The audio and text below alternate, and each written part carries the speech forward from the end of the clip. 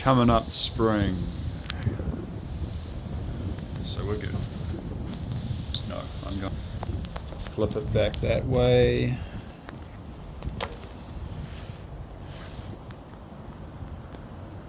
Make sure my whole face is right in the frame. I hope so.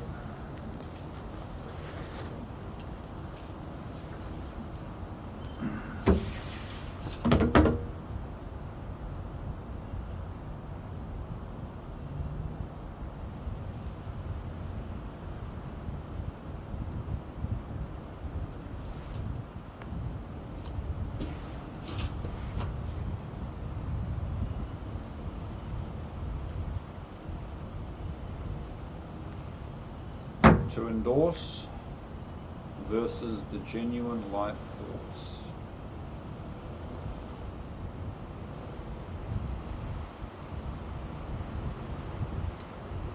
To endorse is to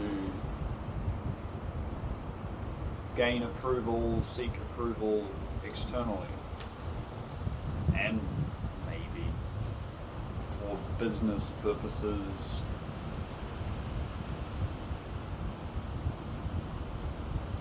To get the approval to climb the ranks, yeah, maybe you need some endorsement here and there, you know. But ultimately, this is a distraction from the genuine life force. Have you had an experience with genuine life force energy? I have had a few experiences where I was quite sick, quite drunk. My health was dwindling.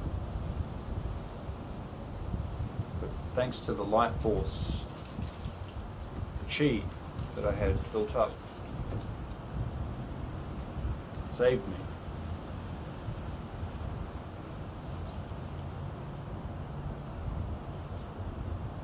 That is the most versatile currency,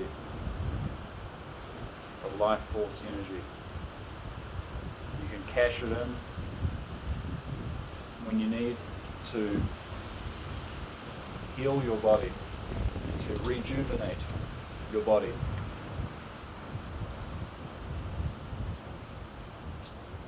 It's even more versatile than that. You can even use it for magic, sorcery, manifestation. Of course, the more chi you build up,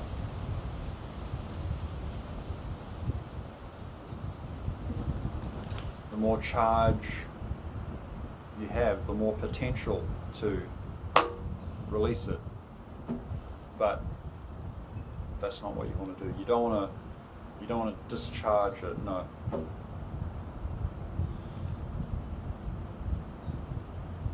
Because from the baseline fundamental, we must make the distinction that we have an intelligence on the way. Hello, Magpie. Maybe you sense the intelligence. I want to get a shot of this magpie. This magpie is very highly intelligent, and you can even see by the movement.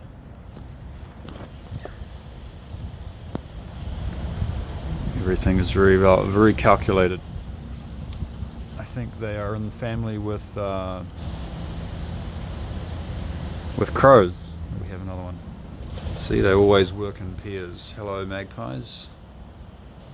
You always work in pairs, yeah? Wow, look at that. Look at the mind power. Look at the agility.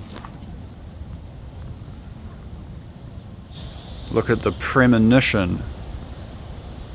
These guys, these folks are, you know, they're 5 steps ahead, 10 steps ahead, 100 steps ahead. Their moves in advance. They're thinking ahead.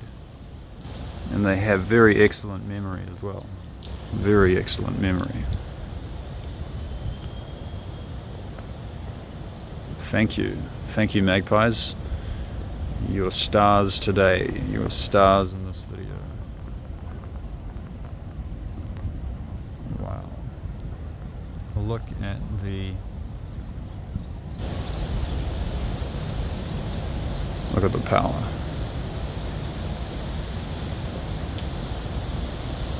Okay. Now, back to the video. Thank you, magpies. Thank you for being part of my video. Okay, now back to the video. Just get this back there and pop that there so that we can get a good full. So, the life force, you know. Those guys right there, those folks right there, they have an understanding of that. So, right from the very baseline fundamental of our existence, we must make the distinction between the way we distinguish yin and yang. Okay, we make the distinction between all that which depletes, misleads, destroys, and all that which builds, nurtures, and strengthens. How well we can make that distinction from the baseline fundamental of our existence, working right up in every aspect of our life, our diet, our sleep rhythm, our daily activities, our social interactions.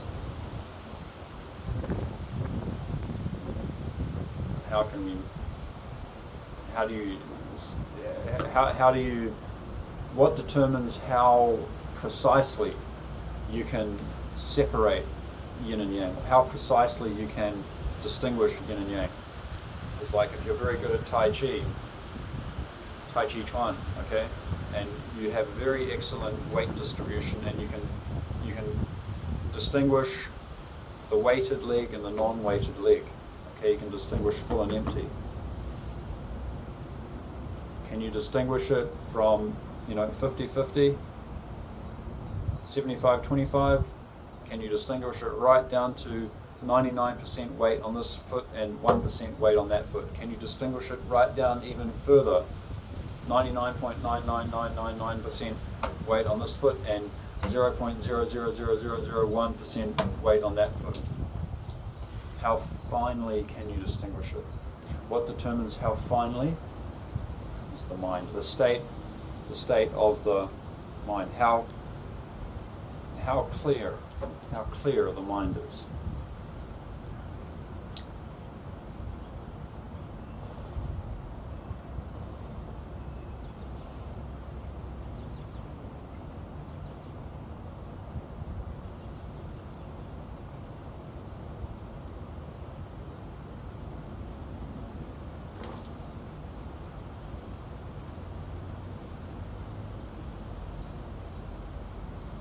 Now I'm working with my Dantian, it's a Chinese word. I'm working with my lower energy center, the one which, we were in the womb when our lungs had not started working yet, and we are dependent on the umbilical cord for both nutrition and oxygen. Oxygen-enriched blood and nutrition coming through the umbilical cord. This energy center here is, it's not just a, etheric energy. Although it does have an etheric, non-physical kind of energetic aspect. Has many aspects, but it's got those. But it's also, it's got everything in that direction. From, if we have like a 1, 2, 3, 4, 5, and then 0, and then -1, -2, -3, but then it's got everything in every other direction as well. Okay, from that which is manifest physically to that which is non-manifest.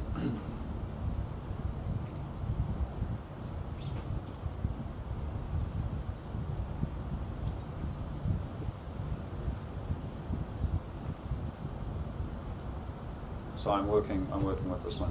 When we're on the worm, you know, of course, when the lungs are not working, when we have not started to breathe with our lungs yet, we depend on that one. The function is at 100%. Okay, function is 100%.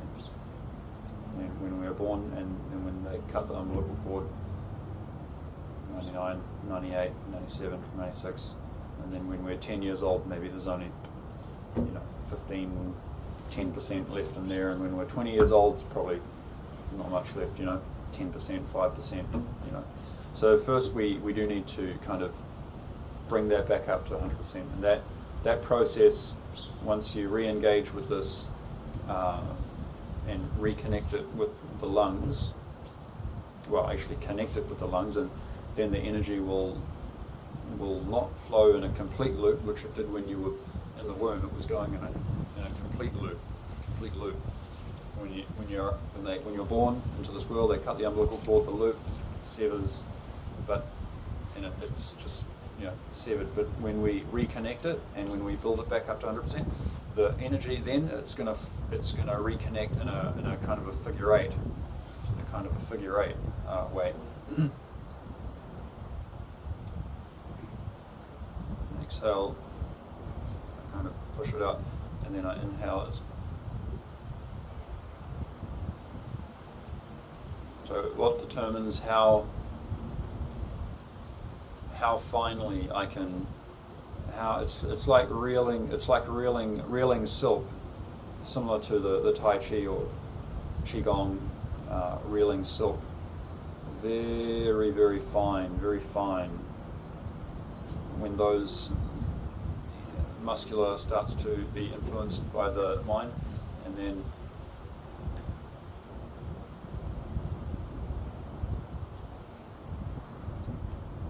so slowly I can accumulate energy.